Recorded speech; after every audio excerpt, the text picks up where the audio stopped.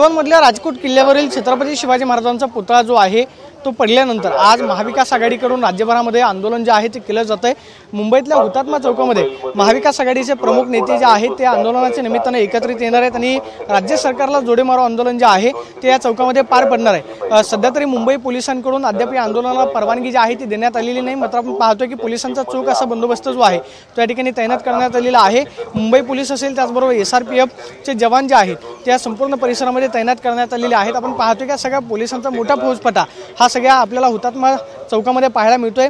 अद्याप तरी मुंबई पोलिसांची परवानगी जी आहे त्या आंदोलनाला मिळालेली नाही, मात्र प्रमुख नेते या आंदोलनामध्ये सहभागी होणार आहेत। उद्धव ठाकरे, शरद पवार त्याचबरोबर काँग्रेसचे प्रमुख नेते आंदोलनामध्ये असतील आणि आज संपूर्ण महाराष्ट्राभरामध्ये महाविकास आघाडीकडून जे आंदोलनाची हाक देण्यात आलेली आहे त्यातलं प्रमुख आंदोलन मुंबईमध्ये पार पडते। मात्र अजून तरी राज्य सरकारची परवानगी याला मिळालेली नाहीये।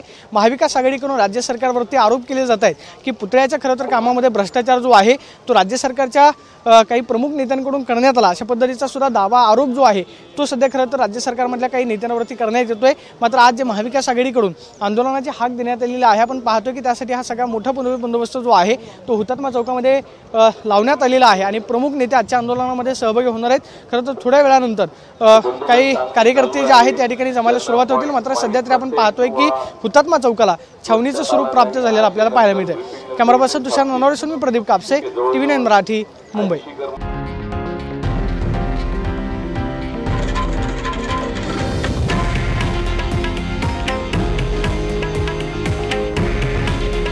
हे आहे देशातील नंबर 1 न्यूज नेटवर्क आणि आपण पाहत आहात TV9 मराठी। काळजी तुमची, हित महाराष्ट्राचं।